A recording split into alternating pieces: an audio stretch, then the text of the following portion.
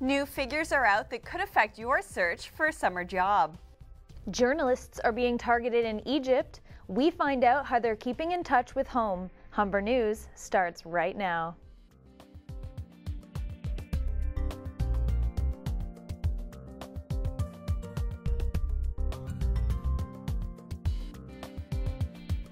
Hello, it's Friday, February 4th, 2011. Welcome to Humber News, coming to you from the Broadcast Center here at the North Campus. I'm Emily English. Thanks for joining us. And I'm Steph Springer. Ahead on our show, we have all your news, sports, and entertainment highlights, as well as your 5-day weather forecast. But first, Emily has our top story. Good news for job seekers today. New figures released by Statistics Canada show nearly 7,000 new jobs were created across the country last month. For Humber students looking for summer employment, this could mean more opportunities. Our reporter Jane Sponigal has the details. There may still be snow on the ground, but Humber students are already on the job hunt for summer employment, and they're not alone. New numbers from Statistics Canada show the unemployment rate rose to 7.8% last month as more workers joined the job force.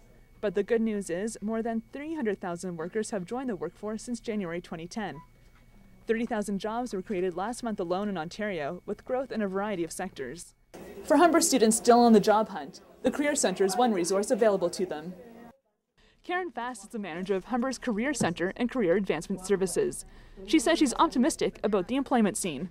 We're looking at between 50 and 70 jobs a day coming through the Career Centre, so we're happy with that, and we're certainly seeing an increase in that. Using her internship class to help her find employment.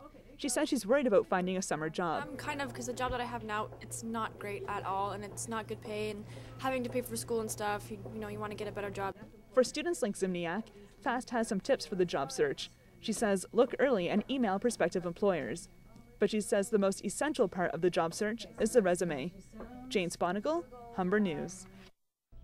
The Ontario government has announced changes to OSAP that are meant to make the student loan program more generous and accessible.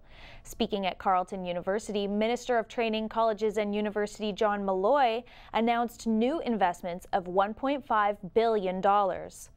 Under the changes, students can make over $103 a week before their OSAP loan allotments are affected. Malloy also announced a student's first 6 months after graduation are now interest-free. He says $81 million have been spent on this year's improvements to the program. Charges have been laid against 5 Toronto men in connection with debit card fraud of almost $300,000. Toronto police say they believe the men placed data skimming devices over the card reading slots of various ATMs, enabling them to make counterfeit cards. Pinhole cameras recorded users' PIN numbers as they punched them into the keypad. Police say the devices were left on ATMs for just a few hours over lunchtime. The men have allegedly stolen money from 60 people since 2009. Police suspect the men are associated with organized crime.